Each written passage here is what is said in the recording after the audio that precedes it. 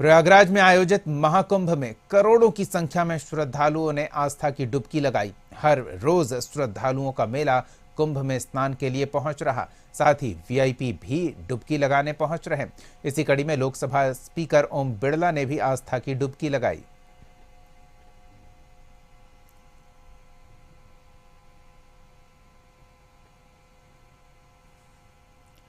केंद्रीय मंत्री पीयूष गोयल ने प्रयागराज में आयोजित महाकुंभ में डुबकी लगाई। इस दौरान उन्होंने एक भारत श्रेष्ठ भारत का अनमोल उदाहरण बताते हुए कहा कि विश्व भर के लोगों की आस्था देखकर आनंद की अनुभूति हो रही है। महाकुंभ में आने का सौभाग्य मिलना एक आशीर्वाद जैसा है। केंद्रीय मंत्री ने परमार्थ निकेतन आश्रम ऋषिकेश के प्रमुख स्वामी चिदानंद सरस्वती जी के दर्शन कर उनका आशीर्वाद लिया।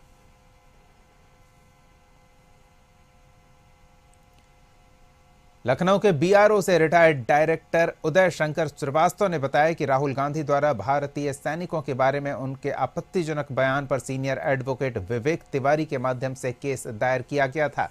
केस में कांग्रेस नेता राहुल गांधी को अपर मुख्य न्यायिक मजिस्ट्रेट एमपीएमएलए की कोर्ट आलोक वर्मा ने बतौर अभियुक्त 24 मार्च 2025 को हाजिर होने के लिए तलब किया था।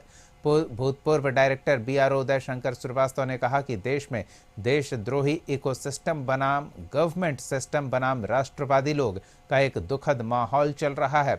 इसके बाद उन्हें पाकिस्तानी नंबर से फोन आया, जिसे उन्होंने ब्लॉक कर दिया। पाकिस्तानी नंबर की डीपी में आतंकवादी की डीपी लगी थी।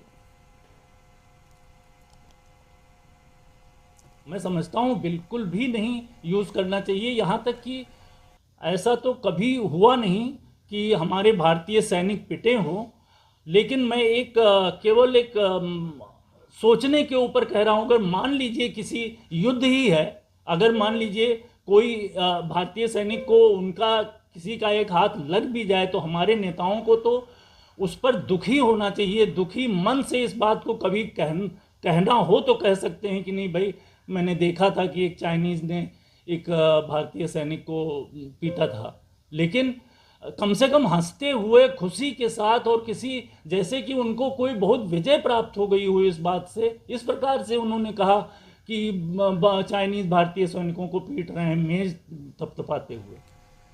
समाजवादी पार्टी के राष्ट्रीय अध्यक्ष अखिलेश यादव ने प्रेस कॉन्फ्रेंस कर सपा राष्ट्रीय महासचिव शिवपाल यादव और महाराष्ट्र से सपा नेता अबू आजमी की मौजूदगी में अखिलेश यादव ने कहा कि उदय प्रताप सिंह नेताजी के शिक्षा और राजनीति के गुरु रहे, उनका सम्मान करना बड़ी बात है। उन्होंने इन्वेस्टर समिट को लेकर सवाल खड़े किए और कहा कि एमओयू पर साइन होने के बाद भी उत्तर प्रदेश में अभी तक न इन्वेस्टर आए न इन्वेस्टमेंट हुआ। लगातार सरकार से संपर्क में था, समझौता ये किया था कि भारतीय जनता पार्टी के लोग, भारतीय जनता पार्टी की troll team, Bharatiya Janata party के जो मीडिया सेल देखते हैं, जो फाइनेंशियली उनको सपोर्ट पहुंचाते हैं, लाखों रुपया उनको मिलता है प्रति महीना, वो गलत भाषा या किसी की छवि नहीं बिगाड़ेंगे। वो अपने में सुधार लाएंगे तो समाजवादी पार्टी के लोग भी अपने अंदर सुधार लाएंगे। बीजेपी के लोग अगर गलत शब्द इस्तेमाल करेंगे तो समाजवादी पार्टी के लोग भी उसी तरह का जवाब उनको देंगे। और समझौता ये हुआ था कि बीजेपी का एक भी आदमी सोशल मीडिया पर व्यवहार खराब नहीं करेगा, और अगर हम सूचना देंगे तो उस पर एफआईआर दर्ज होगी। हम लोगों ने जितनी भी एफआईआर लिखाई हैं, एक पर भी इस सरकार ने कोई कार्रवाई नहीं की।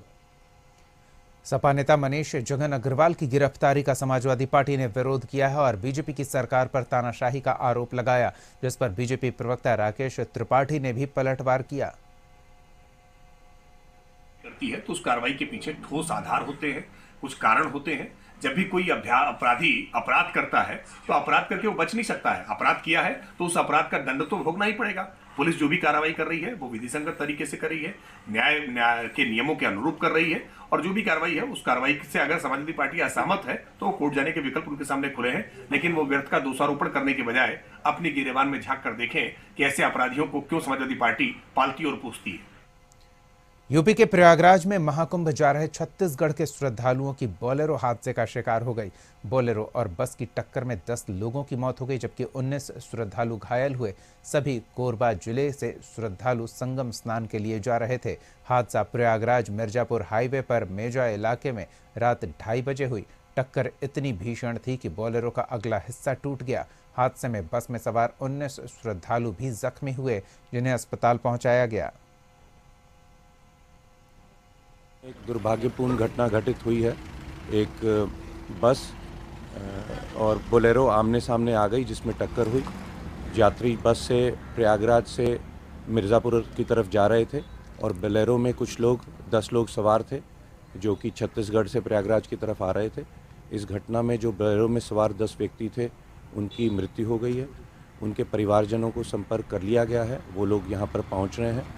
जो बस में यात्री थे, उनमें से कुछ लोग घायल हुए, मामूली चोटें आई हैं, उनको फर्स्ट एड प्रदान कर दिया गया है और वैकल्पिक व्यवस्था करके उनको अपने गंतव्य पर पहुंचाया जा रहा है। एक दुर्भाग्यपूर्ण घटना बदायूं जिले में अमिताभ बच्चन के दामाद निखिल नंदा समेत 9 लोगों के खिलाफ कोर्ट के आदेश पर मुकदमा दर्ज किया गया है। अमिताभ बच्चन के दामाद और उनकी कंपनियों के कर्मचारियों पर आरोप है कि उन्होंने ट्रैक्टर एजेंसी के डीलर जितेंद्र सिंह पर सेल बढ़ाने को लेकर दबाव बनाया था, जिससे वो मानसिक तनाव में आ गए और उनका लाइसेंस निरस्त करने की बात की जा रही थी, जिसके बाद उन्होंने आत्महत्या कर ली।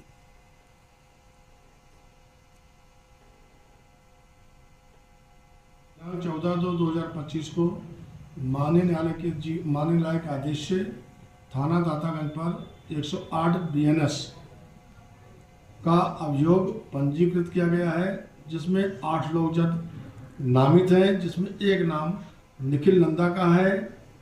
एड्रेस जनपद बदायूं का है। एड्रेस व सभी जानकारी करने के बाद विधिक कार्रवाई की जाएगी। बरेली के किला थाना क्षेत्र के मुराबपुरा गढ़ी चौकी निवासी 24 वर्षीय सचिन अपने दोस्त की बर्थडे पार्टी में गया था। शनिवार सुबह परिवार वालों को युवक की लाश जिला अस्पताल में मिली। परिजनों का आरोप है कि पार्टी में झगड़ा के बाद सचिन की रॉड मारकर हत्या कर दी गई। उसका शव परिवार वालों को जिला अस्पताल में मिला। दोस्त आदित्य परिवार सहित फरार है और घर में ताला लगा है। लोग दोस्त की पार्टी में गए हुए थे, फिर रात में 12 बजे करीब फ़ोन करा तो ये बता रहे 10 मिनट में आ रहे हैं। उसके बाद फ़ोन स्विच ऑफ, फिर उसके बाद कोई जवाब नहीं हुआ आया।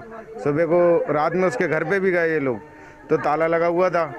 लेकिन फिर जब सुबह गए तो वो उन्होंने बताया कि महेंद्र गायत्री में एडमिट हैं वो लोग, वो सचिन नाम का लड़का। तो फिर वहाँ पे पहुँचे महेंद्र गायत्री में, तो वहाँ पे पता चली कि डिस्ट्रिक्ट लेके आए हुए हैं। इसमें ये लोग